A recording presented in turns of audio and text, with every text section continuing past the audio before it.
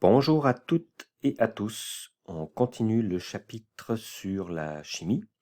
Donc après avoir revu ensemble de quoi sont faits les atomes avec les protons et les électrons et avoir revu un gros bloc sur la concentration, on va s'intéresser aujourd'hui à un phénomène un petit peu nouveau qu'on n'a pas encore croisé.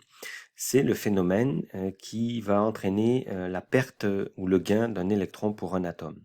Donc en réalité, plusieurs atomes ne sont pas très stables s'ils ont autant de protons que d'électrons. Jusqu'à maintenant, je vous faisais partir du principe qu'un atome est neutre et qu'il a toujours autant de protons que d'électrons, mais dans la réalité, eh bien, plusieurs atomes qui nous entourent vont avoir tendance à gagner ou perdre des électrons. Alors on va voir pourquoi ils le font et on va voir qu'est-ce que ça entraîne. Donc on va se rappeler, pour bien comprendre le cours d'aujourd'hui, comment on représente l'intérieur d'un atome. Donc, prenons l'atome de sodium. Donc on sait qu'il a un noyau avec 11 protons et on sait qu'il a 11 électrons autour de lui. On avait vu les couches électroniques, on a vu comment les électrons se répartissaient, donc rien de nouveau là-dedans. 2 électrons sur la première, 8 sur la deuxième et 1 électron sur la dernière couche. Donc ça, c'est comme ça qu'on représente un atome de sodium. Alors comment on sait qu'il y a 11 protons et 11 électrons? Je vous rappelle que c'est le numéro atomique en haut ici qui nous indique combien il y a de protons et d'électrons. Donc un atome, ça c'est toujours vrai, en principe il a toujours autant de protons que de neutrons. Alors ce qui ne changera pas à partir d'aujourd'hui, ce qui est toujours vrai, c'est que le 11 que vous voyez ici, c'est le nombre de protons. Ça ne bougera pas. Aujourd'hui, on va se rendre compte que c'est le nombre d'électrons qui peut varier. Donc pour l'instant, partons du principe qu'il y a 11 protons et 11 électrons. On va aller voir le phosphore. Donc le phosphore numéro atomique 15, qu'est-ce que ça veut dire? Ça veut dire que ça c'est sûr, il a 15 protons, ça ne bougera pas. Et il a 15 électrons autour de lui pour l'instant. Donc 2 sur la première couche, 8 sur la deuxième et 5 sur la troisième. Je vous rappelle que pour les représenter, ces électrons, on les place chacun d'un bord sur les 4 orientations nord, sud, est, ouest. Et quand on en a déjà mis un de chaque bord, on commence à mettre le cinquième à côté d'un des premiers qu'on a placé. Donc ça en fait 2 ensemble ici et les 3 autres sont seuls ici. Donc tout ça, ça va nous permettre de comprendre la suite. Je vous rappelle également qu'on peut représenter un atome non pas en dessinant toutes les couches comme ça sous la forme de cercle, mais avec des petites vagues. Donc c'est plus simple et plus rapide. Et en écrivant le nombre d'électrons au lieu de les représenter, ce qui est beaucoup plus simple. Donc le sodium ici, 11 protons dans le noyau, 2 sur la première, 2 électrons sur la première, 8 sur la deuxième et 1 sur la dernière. Tout ça, ça a déjà été vu et bien expliqué. Alors voilà la règle qu'on va voir aujourd'hui. C'est qu'un atome, lorsqu'il a un seul électron sur sa dernière couche, eh bien en réalité, il ne se sent pas très stable. Cet électron tout seul sur la dernière couche crée une instabilité et un atome pour être stable, alors pour être parfait, on pourrait imaginer ça comme ça, en réalité ce qu'il cherche à faire c'est d'avoir 8 électrons sur sa dernière couche. Donc, ce qu'on appelle sa dernière couche, c'est la dernière couche électronique sur laquelle il y a des électrons. Alors, vous voyez ici, si on prend le sodium, il a 2 sur la première, 8 sur la deuxième et 1 sur la troisième. Donc, ce que le sodium va faire pour essayer d'avoir 8, ce qui est l'idéal pour un atome, ce qui est le plus stable, c'est d'avoir 8 électrons sur sa dernière couche. Eh bien, donc, vous voyez, lui, il veut avoir le 8, la perfection.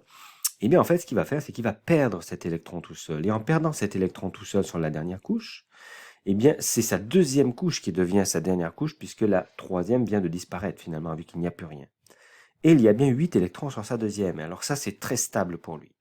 Donc cet atome de sodium, eh bien, dans la nature, va perdre son électron le plus vite possible. Il va s'en débarrasser et ça va le stabiliser puisqu'il se retrouve avec ses 8 électrons donc sur sa deuxième, ce qui pour lui est très stable. On appelle ça la règle de l'octet. Octet, ça veut dire 8. Donc un atome cherche à se stabiliser en ayant 8 électrons sur sa dernière couche. Et pour cela, il va gagner ou perdre des électrons. Donc pour le sodium, évidemment, un électron à perdre et c'est réglé. Et là, vous voyez, il est stable. Il a ses 8 électrons de dernière couche, tout va bien. Prenons l'exemple du sodium, du magnésium. Le magnésium avec 12 protons et 12 électrons, donc 2 sur la première couche, 8 électrons sur la deuxième et 2 sur la troisième. Alors pour se stabiliser, il va perdre ces 2 électrons sur la dernière couche, donc sur la troisième. Voilà. Ce qui va le stabiliser, et il se retrouve bien avec 8 électrons maintenant sur ce qui est maintenant sa dernière couche, il est stable. On enchaîne avec l'aluminium, même chose, 13 protons dans le noyau, 13 électrons, 2, 8 et 3. Et bien, l'aluminium perd ses 3 électrons et le voilà stable. Ok, alors on comprend que le sodium, le magnésium et l'aluminium vont perdre des électrons pour se stabiliser. On notera au passage que ce sont tous des métaux, donc à gauche de l'escalier dans le tableau périodique. Et oui, les métaux, pour se stabiliser, comme on vient de voir avec ces 3 exemples, perdent des électrons pour se stabiliser, pour se rendre à 8 sur leur dernière couche. Alors, c'est bien beau, mais notre atome n'est plus neutre maintenant. Reprenons l'exemple du sodium. Il a toujours ses 11 protons, et là j'insiste, les protons ne sont jamais modifiés dans un atome. Si on change le nombre de protons, on change le nom de l'élément. Donc ça c'est très compliqué à faire, ça arrive, et ça c'est dans les phénomènes radioactifs, on ne le voit pas nous cette année. Donc 11 protons dans le noyau, ça n'a pas bougé. Alors, si on prend un sodium qui a perdu un électron, donc vous vous rappelez, il en avait un sur sa dernière couche, il l'a perdu, maintenant il en a donc 8 sur sa deuxième, et il lui en manque un. Donc si on fait le bilan, il a 11 protons et 10 électrons, puisqu'il en a perdu un. Mais ça, c'est pas neutre. On voit bien 11 charges positives et 10 charges négatives, ça fait qu'il y a une charge positive qui n'est pas neutralisée. Habituellement, il y a autant de plus que de moins, ce qui neutralise. On va l'écrire ça à côté du symbole de l'élément, donc Na. On va écrire un plus en arrière, donc à droite, en exposant. Ça va indiquer que cet atome n'a plus tous ses électrons, il en a perdu un, c'est pour ça qu'il est positif. Donc j'insiste, il est positif non pas parce qu'il a gagné des charges positives, mais parce qu'il a perdu des charges négatives. Donc attention, c'est une source d'erreur. Donc Na+, c'est comme ça qu'on va l'écrire. Alors ce genre d'atome qui a perdu des électrons et qui est devenu positif, on appelle ça un cation.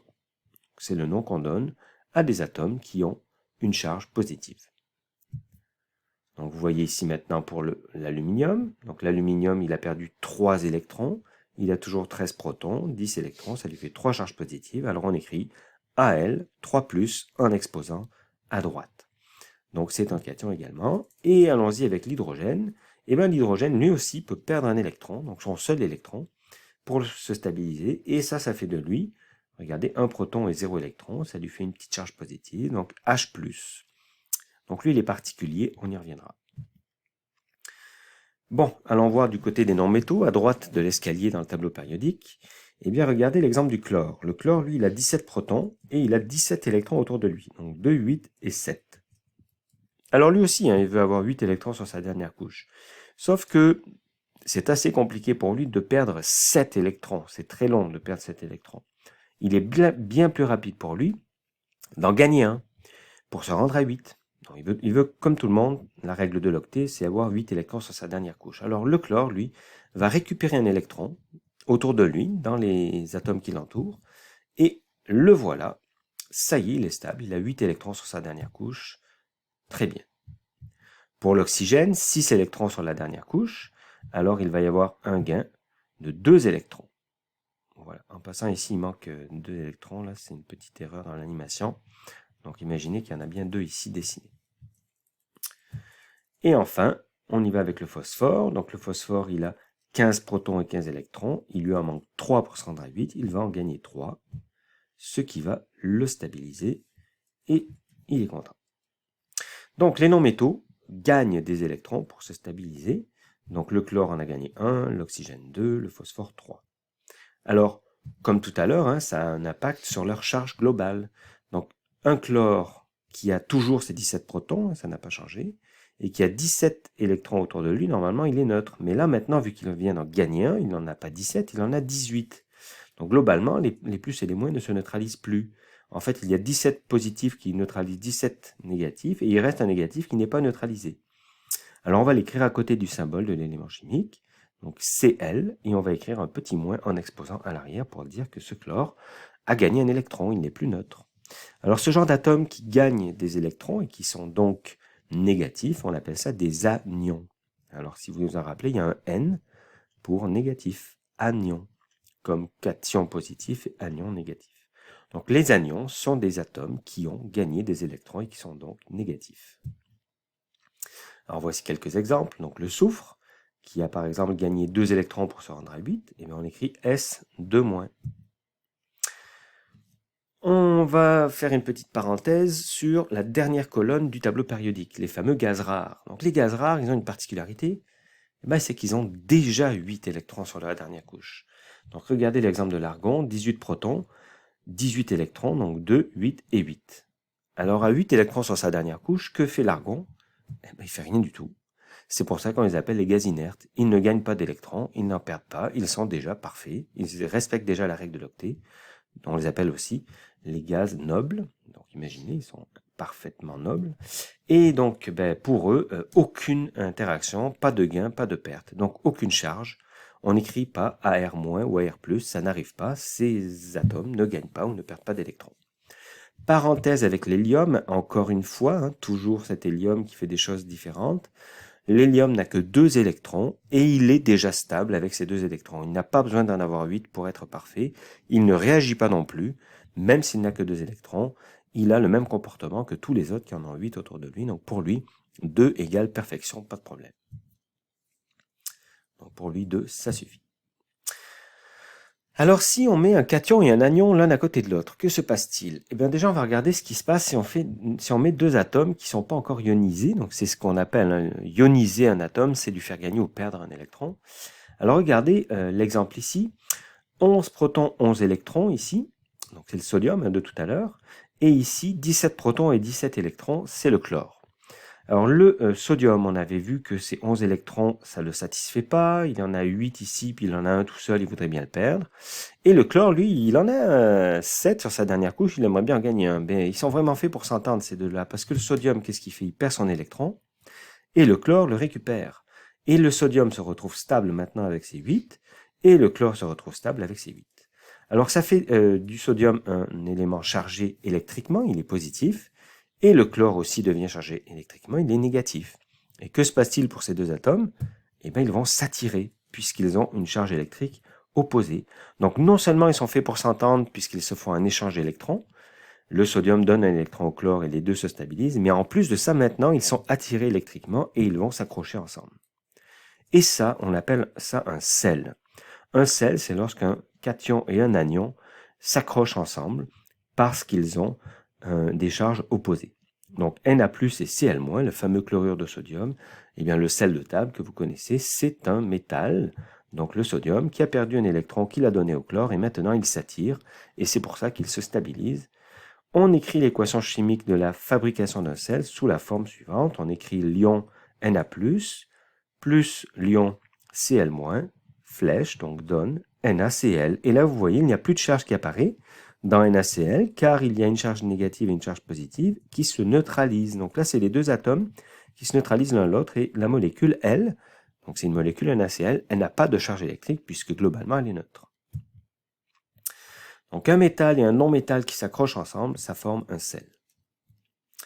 Alors, particularité, si c'est l'ion H+, le cation, donc regardez ici l'ion H+, qui est attiré par le Cl-, eh bien on appelle la molécule formée, non pas un sel, mais un acide.